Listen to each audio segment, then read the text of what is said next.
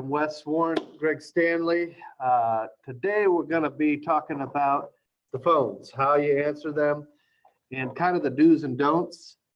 There are 8 things to remember, and that's what we're going to cover, the 8 key points. Number 1, remember, take your time and smile. Appear to have all the time in the world when you're talking with these patients. Number 2, you want to turn the caller. They're calling and they go, how much is the crown? How much do you take my insurance? What you want to do is take back control. There's a couple different lines you can use for this. You actually ask them, who can we thank for referring you to the office? What we want to do is find out if it's a referral right off the bat.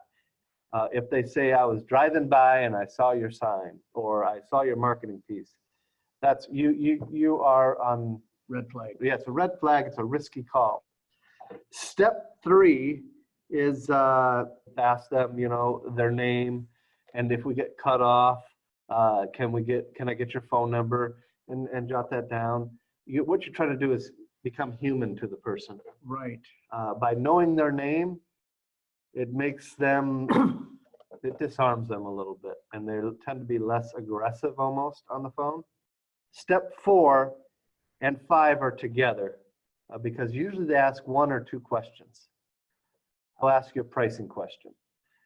The secret here is to ask them 2 or 3 probing questions about the procedure or their anatomy that they probably won't be able to answer. Do you know if that tooth is impacted?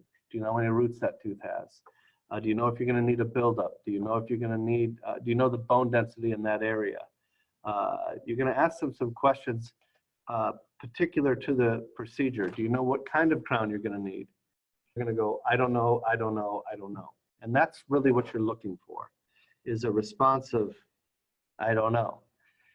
And your response back is going to be, well, to be fair, nobody can give you a real quote over the phone without knowing that information. We offer a free exam and x-ray. We offer a consultation where we can, the doctor can find out exactly what you need and give you an accurate quote. I would go so far as to say, in some cases, anyone who would give you a price over the phone without knowing those 4 things, probably just trying to get you in the office. Right, right. The next question that typically offices struggle with is insurance. Do you take XYZ insurance? Mention to the patient that we have a lot of people with that insurance. We are not participators in that insurance. Throw in the fact that you have a free exam and x-ray. That if you go to another office, they're going to eat up part of your insurance right off the bat on exams and x-ray. And so if you factor that in, the savings of $200 or nearly $300 by coming here, it comes out very similar to other offices. Now we're going to go to point 6. The dual alternative close is offering the patient 2 options of an appointment time. Now it can be arranged. What works best for you, mornings or afternoon? What works best for you, Tuesdays or Wednesdays? What works best for you, 9 o'clock or 10 o'clock? That's the dual alternative close. Next, 7. Point 7 is take the time to get to know the patient. If they talk about, hey, I just moved here, where'd you move from? Where are you moving from? Oh, I moved from Alaska. Oh, my goodness. Alaska, okay, what were you doing up there? A simple strategy to kick it off is, tell me about your dental background. Your dental history, dental background. Dental history, yeah. Or chief complaint. Find out, is there anything that is concerning you? And that can get the ball rolling in this conversation. And you're just going to be asking open-ended questions. What was that like? Oh, where'd you move from?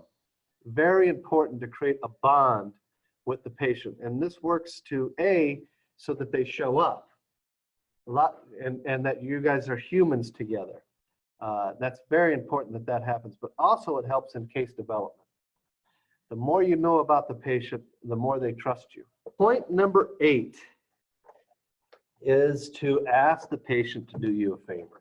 At the end of the phone call, it's all done. We got the appointment booked, got to know them a little bit. Then you say, hey, Wes, can you do me a favor? I say, well, sure. What do you need? If you can't make the appointment for any reason, will you call us? That is very key. to stopping the no-show rate. So, all right, thanks for listening. Appreciate it.